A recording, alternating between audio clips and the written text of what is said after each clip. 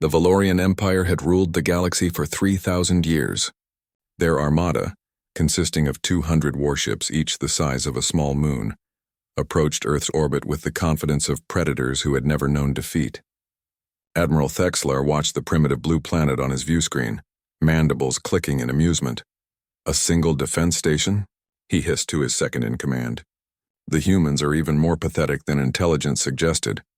What the Valorians didn't know was that humanity had a secret that floated in the darkness between Earth and Mars, powered down, nearly invisible against the cosmic backdrop. The Prometheus.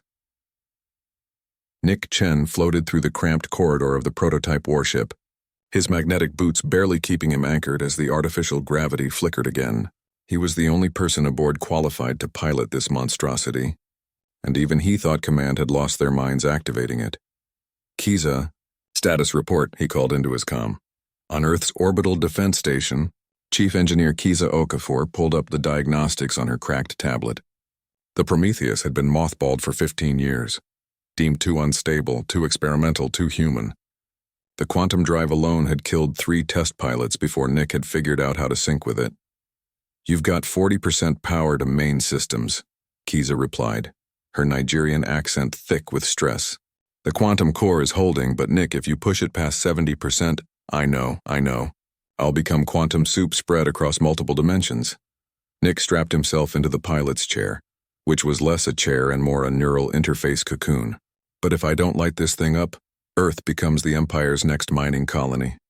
Kiza bit her lip, watching the Valorian Armada growing larger on her sensors. 200 ships.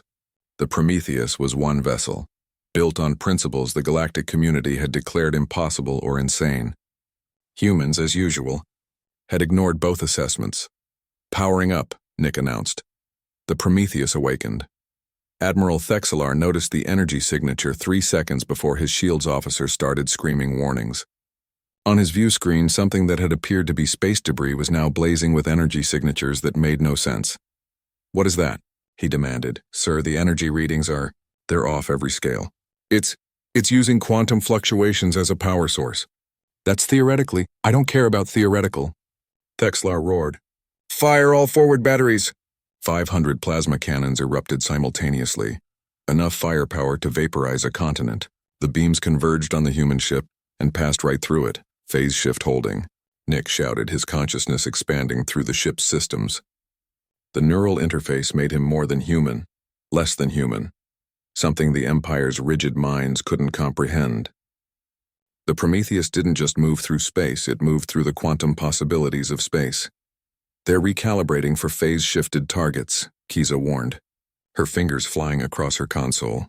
"Nick, you need to go offensive." "Now," Nick smiled grimly. "Let's show them what humanity's been working on." The Prometheus possessed a single primary weapon. Not a gun, not a missile, something far stranger. The entropy accelerator. While the Empire built bigger guns and thicker shields, humanity had looked at the universe's fundamental laws and asked, what if we could weaponize probability itself? Nick targeted the flagship's quantum signature and fired. Admiral Thexlar watched in horror as his impenetrable shields simply ceased to exist.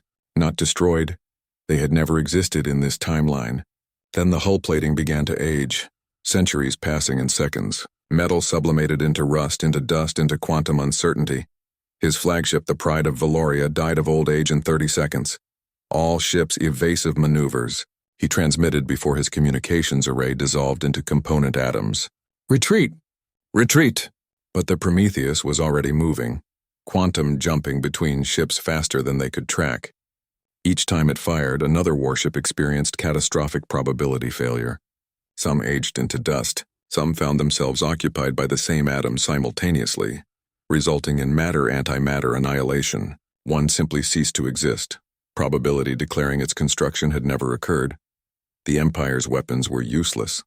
How do you shoot something that exists in multiple quantum states simultaneously? How do you defend against a weapon that attacks cause and effect itself? "Nick, your neural load is at 90%. Kiza screamed into the comm. "You need to disengage." But Nick was beyond hearing. He was the Prometheus now, dancing through probability streams, calculating targeting solutions across multiple timelines simultaneously. His human mind, adaptable and intuitive in ways alien psychology could never match, made quantum decisions faster than any AI. The Empire had conquered through overwhelming force. Humanity survived by being too weird, too creative, too willing to break the universe's rules. 50 ships destroyed.